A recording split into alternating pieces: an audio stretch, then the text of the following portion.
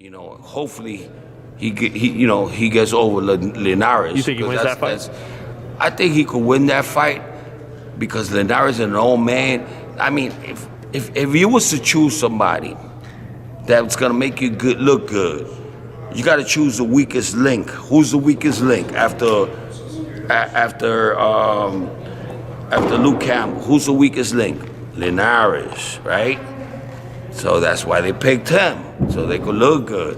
But they ain't never gonna fight us, man. They scared of us. They're never gonna fight us. They're gonna freaking outprice themselves or whatever it is, but we're gonna try to get that fight. Devin Haney, Jorge Linares, May 29th. One of Haney's trainers, former lightweight champ Mickey Bay, you defeated him. How do you see Devin going against Jorge Linares? What do you think about that fight? It's a good fight. I'm looking forward to it. It's probably the first step up for Haney. The Gamboa fight, you can't really take anything from that. But this is the first step up fight.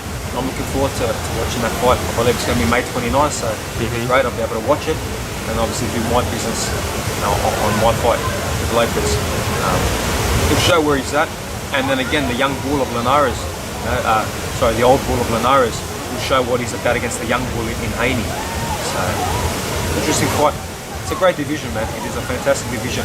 Best division in the world, and to be not only in the mix, but to be fighting, as I say, the #1 guy right now, it's great. But after my fight, I'll be the #1. Do you favor Haney or Linares, either guy? Again, another 50-50 fight. If Haney fights the way he fought against Gamboa, I think he's going to have some problems. But again, we'll see how much Linares has aged. It just depends. Linares got caught when he went up at Division 2. You have to obviously have doubts about that chin. That's where it becomes a 50-50 fight, because you start asking questions about his style and then his style, and what he does well, what he doesn't do well. That's what becomes a good fight. I'm looking forward to it. Two fast guys. Two fast guys. I think Linares has the edge in speed. Haney is probably the better boxer all around, but that's what makes great fights. Styles make fights. That's what's same with my fight with Lopez. Styles make fights. By Haney and yeah, I was gonna say your good buddy Haney's fighting this week against Linares. Who I got? Yeah. I'm not the one to be an interview. I mean, I would assume Devin Haney's the younger, fresher fighter on the rise, and he has the slick defensive moves. And at this point, it's hard, I guess, to go against Haney in this. But no one wants to hear me; they want to hear you.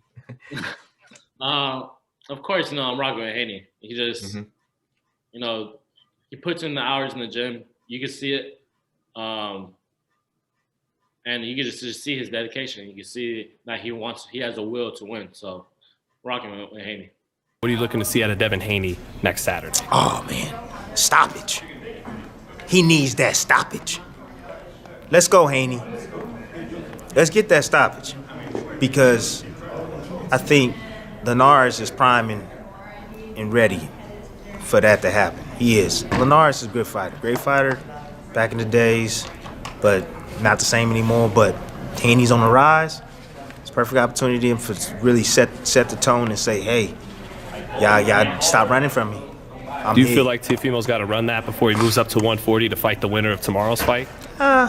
Teo is in a position where he's in control, so he can do whatever he wants. If he's going to keep the belt, he's going to have to eventually see Haney. And I'm telling all these guys that, I understand the whole money side and the whole situation, because it's just you have different networks and all this stuff, and that's the biggest issue. But get them while they're young, man. Fight while you're young. Fight while you're young, man. If you let Haney get better, got a solid trainer. Now he's gonna get better, and you don't want Devin Haney to get better. You don't. He'll be your worst nightmare. His style is bad for anybody. So I would encourage these guys to fight as soon as possible. Each guy. That Devin Haney and Linares show. Yeah. That's a fight I really want to see. That's a fight I think Devin gonna win. but I want to see how tough Devin is in that fight. I think Linares bring that toughness out of every fighter, just like Lomachenko. Right. So you think skills will be the difference in that? You know, Linares and Dev both fast, but does Dev have more tricks up the sleeve? Of course. I think he does, but like I said, I want to see him show it. So I can't wait for that fight. Yeah, I feel like Linares is gonna pull out that boxing ability that Devin that he has. And sometimes skills go out the window when you got a dude that's pressuring your ass, like a Ricky Hatton versus a Floyd. Right. Like it wasn't really no skill for Floyd in that fight. It would just keep turning them and stuff like that. You got to fight. So hopefully I get to see that out of Devin Haney, because all he been showing his whole career is skill. I want to see some tough shit out of Devin Haney. It's boxing, but at the end of the day, some points in the ring you just gotta fight. Yeah. Thanks, fellas. Jorge Linares tomorrow night, Devin Haney's big test. Do you think he'll come out and try to press Haney as he did his last fight against Morales? Interesting thought. I'm not sure. I don't think so. I think it's a very different fight than his last fight. Also, he's got a guy who's longer, bigger, and is going to go out there and box. Haney's got great boxing ability. He's slick, good footwork, long jab, and I think Linares is probably going to look to take it into deep waters, to not necessarily go right after him.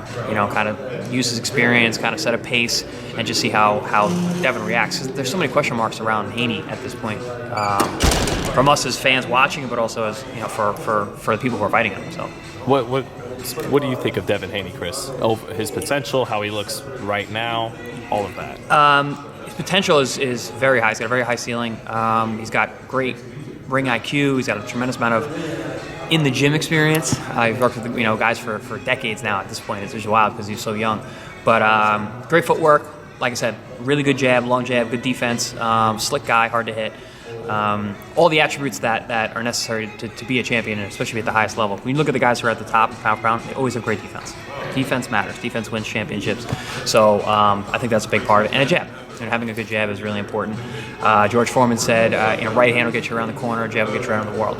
So, that's really true, and I've seen that, time and time again with these guys. So his potential is super high. Those are skills that translate to the next level, right?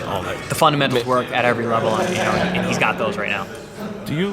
What are you looking to see from him Saturday night? Is there any significant, improvement you're looking for? Anything? What do you want to see from Devin to impress you, Chris? I'd like to see him engage more, with a dangerous guy. I think some of those other fights where he fought guys that he was really overmatching allowed them to be in the fight more than they needed to be.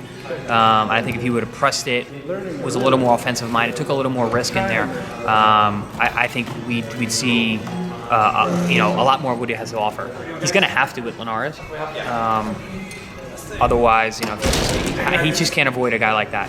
But Linares is a hell of a fighter. He's a hell of a champion. So this is a huge step. You covered Crawford versus Brooke ringside? I believe you were calling the undercard and all with Christina Pancha. Yep.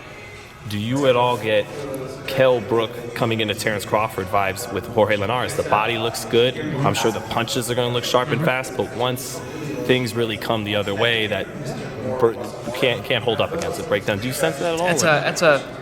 It's a good comparison, from the outside looking in, but I don't know. I don't know if it's because I think that Linares is a fantastic fighter, and I've watched him for a long time. So it's hard to think was it more nostalgia that Linares is still got it, he's going to have it, or are you right? Is there a step missing, and is it really going to show up on fight night, especially with a younger champion, like a young hungry champion like Haney? I don't know. I still think that Linares has a lot to offer, at this stage of his career. So I think it's going to be a fight. You said you want these other guys to look impressive in the division. It builds up a fight with you. You have to. Do you think Haney will look impressive against Jorge Linares? I hope so. Do you think he will? Do you think he wins that fight? I hope so.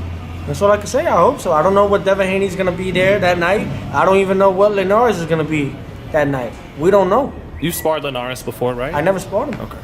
The only person I have sparred in the past was Devin Haney, and they went all about talking about it all the time, making up stories. But hey, Right. But I know he remembers the time after we sparred. He sat on the side by the stairs with his headgear off, had his gloves on, and just looking down at the floor. It's all right, bro. He was looking at the stairs. It's all good. I don't like mentioning these guys no more. I know. We've came to another point where they need us, we don't need them. We do need at the end of the day, we all need each other, absolutely. But at times like these, I don't need to keep him up. You know, let him keep himself relevant. Let him do his part. Let him go out there and do whatever he has to do, fight Linares, and same goes for Garcia and whoever else is in my division.